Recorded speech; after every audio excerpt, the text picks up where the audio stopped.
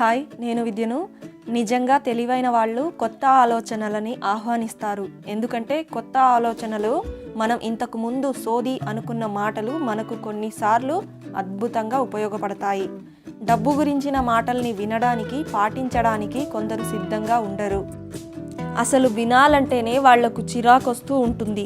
మీరు ఒక విషయం బాగా గుర్తుపెట్టుకోండి, మాట్లాడడం కన్నా వినడం చాలా ముఖ్యం. నేను చెప్పింది 100% నిజం.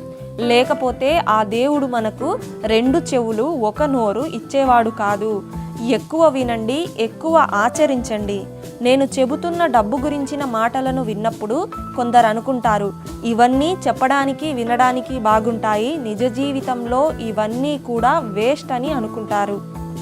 చాలామంది కూడా తమ నోటితోనే ఆలోచిస్తారు తప్ప ఎదుటివారు మంచి చెబుతున్నారు అని బుర్రతో దాన్ని అర్థం చేసుకోవాలని చూడరు. కొత్త ఆలోచనలని, సాధ్యపడే విషయాలని విని మనసుకి పట్టించుకోరు.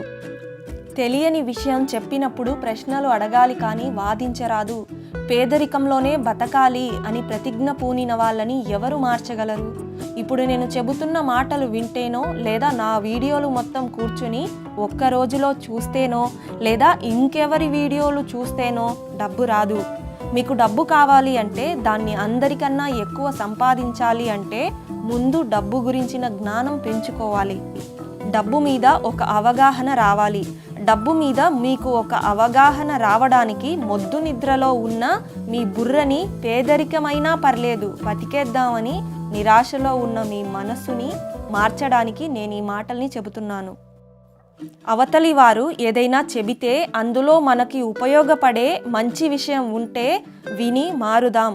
డబ్బుతో కూడిన జీవితం చాలా బాగుంటుంది కదా.